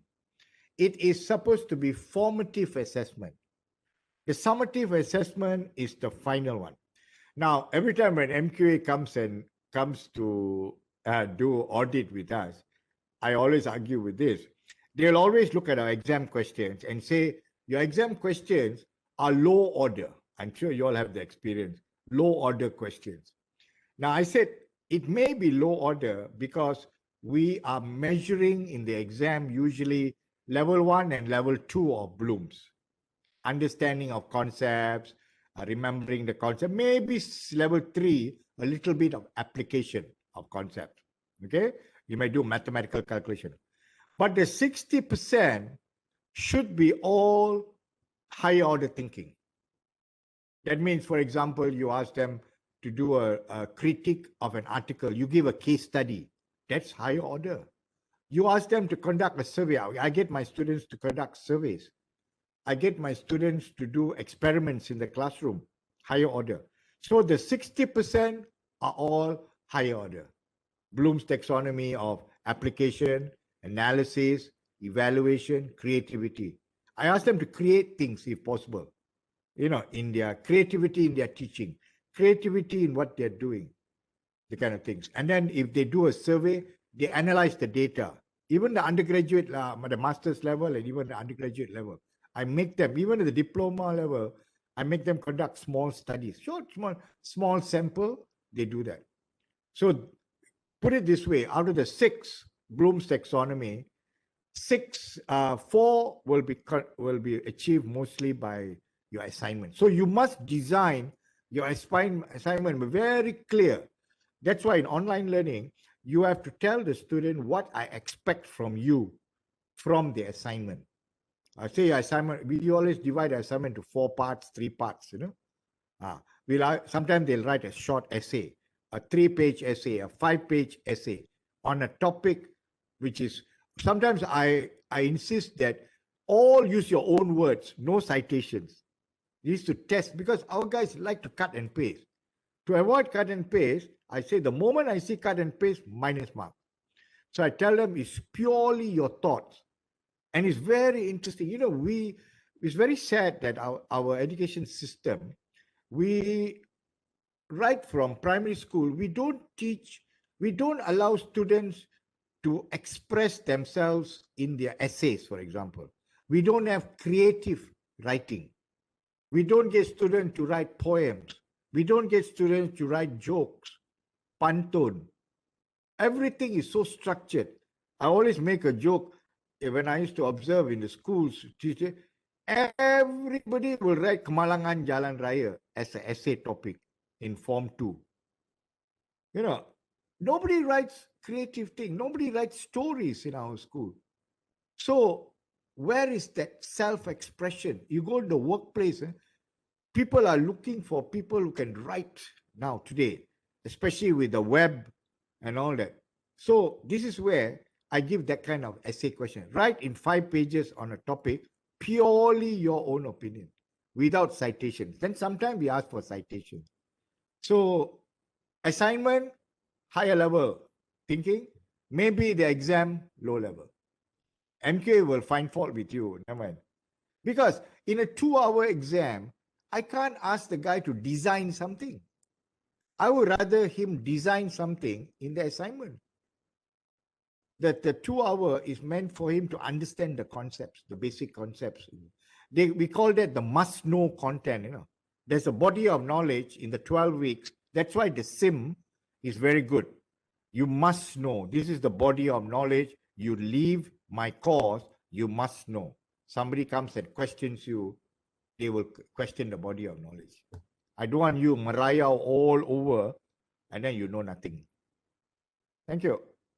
Any more?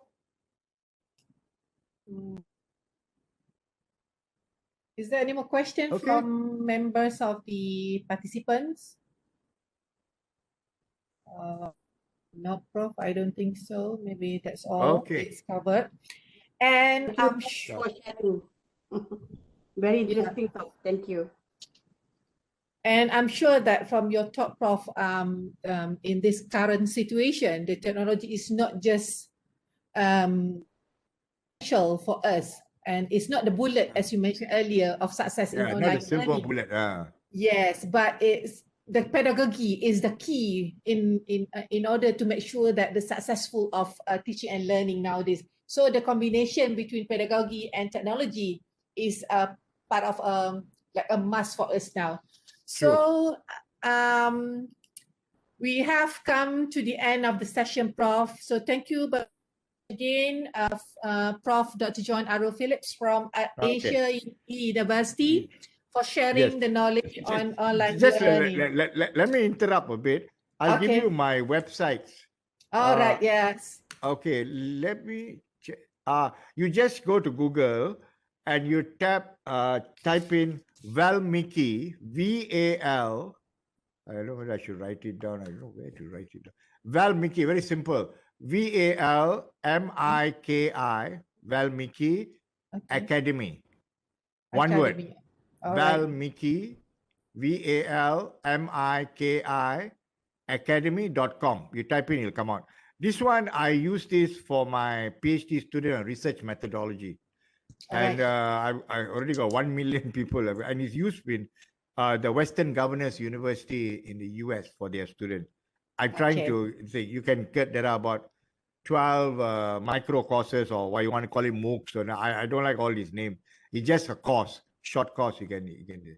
Another Okay, which I'm developing, another website I'm working on, I've got to say, is learningdomain.com. Learningdomain.org. Learningdomain.org. .org. You type in, it's another one I'm working on online learning and a few other things. Great. And you will see Yes. some OERs there. They're all in the process of being developed. Of example of a course on marketing, I think principles of marketing. I've got a course there, and you can take a look at it. And I want you to share your knowledge. Please set up blogs and share your knowledge for all people of the world, especially orang Malaysia. Share it for Malaysians. We need more academics to share their knowledge. Yes. Jangan simpan di bawah katil atau di bawah bantal. Thank you. Thank you very much for your attention. Thank you for your advice. Please make sure that we as academicians do share our knowledge with others, inshallah. Yes. It will be more input to us as well. So participant, there was two a link that already been mentioned by Prof earlier, be posted on chat room by Dr. Shariza for learningdomain.org and also for valmikiacademy.com. Yes. All right. So before we end, a big round of applause to Prof John in sharing a very nice topic. And then I hope that we can see you again next time, Prof. Yeah. And on behalf of the organizing committee, Center of Development, Talent and Innovation. So thank you very much again, participants, for attending, and for Prof. Thank you very much for accepting our invitation. And for next sharing session on the 25th February, there will be another interesting sharing with title Guide in Setting Up Your Course for Online Learning. Then stay tuned next week with Prof. Abdul Karim alias from USM, inshallah. All right. So with that, I thank you all again, and then have a nice lunch, everyone. So Prof, once again, thank you very much for everything and for sharing. All right. I pass it to Dila. Is there any? Dr. Shah, is there anything that you want to say? No. Thank you very much, Prof. And thank you very much, everybody, for welcome. Okay, thank you. Bye.